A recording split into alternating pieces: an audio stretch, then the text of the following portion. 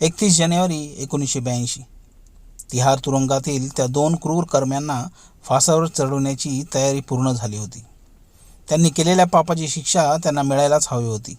संपूर्ण देश याच क्षणाची वाट पाहत होता. तिहार तुरुंगात भीषण शांतता पसरली होती. पहाटे 5 वाजता उठल्यानंतर दोघांनाही एक एक कप चहा देण्यात आला. त्यांना शेवटचे विचारण्यात आले, तुम्हाला मॅजिस्ट्रेटकडे मृत्यूपत्र लिहायचे आहे का? त्या दोघांनी असा कोणता गुन्हा केला होता की संपूर्ण देशाला त्यांना फासावर चढलेले बघायचे होते? जाणून घेऊयात आपल्या आजच्या या व्हिडिओमध्ये. 26 ऑगस्ट 1978 रोजी संध्याकाळी 6 वाजता 16 वर्षीय गीता आणि तिचा 14 वर्षांचा भाऊ संजय चोप्रा हे दोघे भाऊ बहीण घरातून बाहेर पडले होते. ते रात्री 8 वाजता आकाशवाणीच्या एका कार्यक्रमाला उपस्थित राहणार होते. ऑल इंडिया रेडिओवरच्या युवावाणी कार्यक्रमात त्यांचा एक शो होता. त्या दोघांनाही उशीर झाल्याने त्यांनी लिफ्ट मागण्याचे ठरवले. दुर्दैवाने या दोन भावंडांना लिफ्ट दिली ती मुंबईहून दिल्लीला आलेल्या गुंडांनी. ते गुंड छोटे मोठे गुन्हे करायचे. कुणाचे तरी अपहरण करून खंडणी उकळायची अशी त्यांची योजना होती. इकडे या मुलांच्या घरी आईवडिलांनी रात्री 8 वाजता रेडिओ सुरू केला तर त्यांच्या मुलांचा आवाज आला नाही. कदाचित ऐनवेळी कार्यक्रम रद्द झाला असावा असा त्यांचा अंदाज होता. आपल्या मुलांसोबत काही दुर्दैवी घटना घडली असेल अशी कल्पनाही त्यांना नव्हती. या कार्यक्रमानंतर मुलांचे वडील म्हणजेच कॅप्टन मदन मोहन चोप्रा हे 9 वाजता मुलांना घेण्यासाठी आकाशवाणी केंद्रावर गेले. पण तिथे गेल्यावर समजले की त्यांची मुले तिथे पोहोचलीच नव्हती आणि त्यामुळे ऐनवेळी कार्यक्रमात बदल करण्यात आला होता. मदन मोहन चोप्रा यांनी मुलांच्या मित्रांच्या घरी जाऊन चौकशी केली, मात्र तिथेही मुले भेटली नाहीत. याशिवाय ते कुठे गेले असतील याचाही अंदाज लावता येत नव्हता. आता मात्र आई वडील दोघेही काळजीत होते. आपल्या मुलांसोबत काही बरं वाईट तर झाले नाही ना अशी शंकेची पाल त्यांच्या मनात चुकचुकत होती. मुले घराबाहेर पडली पण ती आकाशवाणी केंद्रावर पोहोचली नाहीत. याशिवाय ते त्यांच्या मित्रमैत्रिणींच्या घरी देखील पोहोचले नाहीत. मग ती गेली कुठे असा प्रश्न मुलांच्या आईवडिलांसह सगळ्यांनाच पडला होता. अखेर मुलांचे वडील मदन मोहन चोप्रा यांनी आपल्या नौदलातील इतर अधिकाऱ्यांच्या मदतीने पोलिसात तक्रार दाखल केली. धौलाकुवा पोलीस ठाण्यात मुलांच्या अचानक हरवण्याबाबत तक्रार दिली होती. रात्री साधारण 10-10:15 वाजता पोलिसांची एक गाडी चोप्रा यांच्या घरी पोहोचली. त्यानंतर कॅप्टन चोप्रा यांनी पोलिसांच्या मदतीने शहरातील सर्व हॉटेले, रुग्णालये, रेस्टॉरंटला जाऊन चौकशी केली, परंतु मुले काही सापडली नाहीत. विशेष म्हणजे भर रात्री जंगलात मोठ्या फौजफाट्यासह सर्च ऑपरेशन जारी करण्यात आले. अखेर संपूर्ण जंगल पिंजून काढल्यानंतरही मुले सापडली नाहीत, म्हणून रात्री 2:30 वाजता शोध मोहीम थांबवण्यात आली. दिल्ली आणि आसपासच्या राज्यातील पोलिसांनी संपूर्ण ताकदीनिशी या मुलांचा शोध सुरू केला होता. अशातच पोलिसांना एक प्रत्यक्षदर्शी मिळाला. त्याचे नाव भगवान दास. भगवान दास या प्रत्यक्षदर्शीने पोलिसांना सांगितले की जवळपास 6:30 वाजता लोहिया हॉस्पिटलजवळ वेगाने जाणारी एक फियाट माझ्या स्कूटरजवळून गेली. मला एका मुलीची किंचाळी ऐकू आली.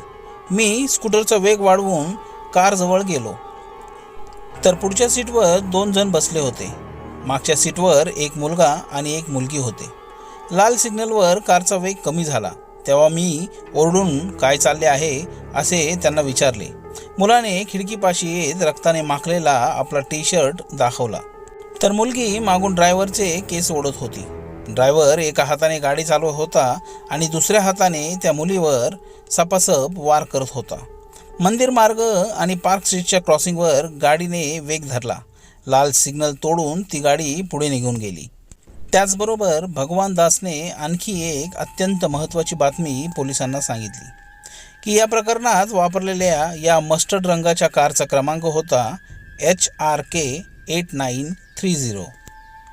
प्रत्यक्षदर्शीने दिलेल्या या बातमीनुसार पोलिसांनी शोध सुरू केला आणि या गाडीत जे गुंड होते त्यांचे नाव समोर आले. त्या गुंडांचे नाव होते रंगा आणि बिल्ला. रंगा बिल्ला त्या दोन्ही मुलांना रीज भागात बुद्धा गार्डनकडे घेऊन गेले.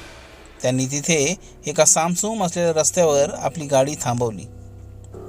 तिथे या क्रूर कर्म्यांनी आधी संजय चोप्राचा खून केला आणि त्यानंतर गीता चोप्रावर अमानुष बलात्कार केला. दुसरीकडे गीता आणि संजय यांचा शोध सुरू होता. या दरम्यान एका जंगलाजवळ रस्त्यापासून काही अंतरावर गीता हिचा मृतदेह एका व्यक्तीला दिसला. तिथून काही अंतरावर तिचा भाऊ संजय याचा देखील मृतदेह आढळला. मृतदेह थोडे कुजलेल्या अवस्थेत होते. अखेर पोलिसांना या घटनेची माहिती देण्यात आली. पोलिसांनी गीता आणि संजयच्या कुटुंबियांना ओळख पटवण्यासाठी बोलावले. त्यानंतर ते मृतदेह त्यांचेच असल्याचे त्यांच्या घरच्यांनी स्पष्ट केले. 2 अल्पवयीन मुलांच्या या हत्याकांडानंतर अखेर हे प्रकरण प्रचंड तापले. कारण तोपर्यंत मुलांची हत्या कुणी केली हे न उलगडणारं गूढ होतं. पोलिसांपुढे अनेक आव्हाने होती. पोलिसांनी गाडीचे नंबर प्लेटपासून अनेक गोष्टी तपासल्या. फॉरेन्सिक टीमने सर्व योग्य तपास करत याच गाडीतून मुलांचे अपहरण झाल्याचे सांगितले. या दरम्यान एक महत्त्वपूर्ण माहिती पोलिसांना फॉरेन्सिक टीमकडून मिळाली. गाडीतील फिंगरप्रिंट हे सराईत गुन्हेगार बिल्ला याच्याशी जुळतात. अखेर या प्रकरणात रंगा बिल्लाचा हात असल्याचे स्पष्ट झाले. यानंतर पोलिसांनी रंगा बिल्लाला शोधण्यासाठी एक मोहीमच सुरू केली होती. अखेर 8 सप्टेंबर 1978 रोजी रंगा बिल्ला एका ट्रेनमध्ये पकडले गेले.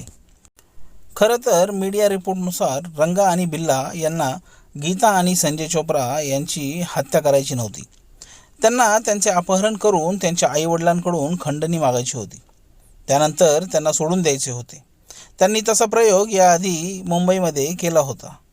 पण गीता आणि संजय यांचे वडील कॅप्टन मदन चोप्रा हे नौदलात अधिकारी असल्याची माहिती त्यांना मिळाल्यानंतर त्यांनी दोघांची हत्या करण्याचे ठरवले.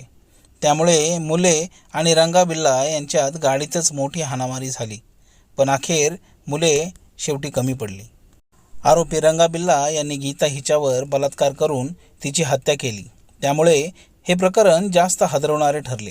रंगाने आपल्या कबुली जबाबात म्हटले की मी मुलीला तिकडे घेऊन जात होतो जिथे तिच्या भावाचा मृतदेह पडला होता.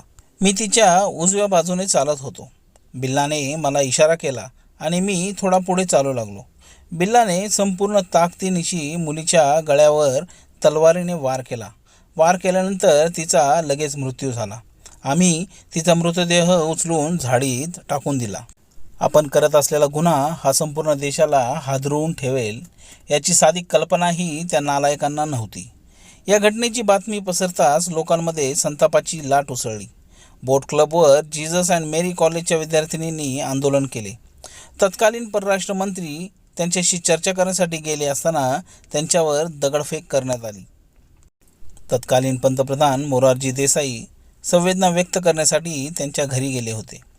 एखाद्या पंतप्रधानाने अशा प्रकारच्या गुन्ह्यातील पीडित कुटुंबियांच्या घरी जाऊन संवेदना प्रकट करणे फार कमी वेळा घडते. शवविच्छेदन अहवालात स्पष्ट झाले की गीता चोप्राच्या शरीरावर 5 वार करण्यात आले होते. संजयच्या शरीरावर वार केल्याच्या एकूण 21 खुणा होत्या.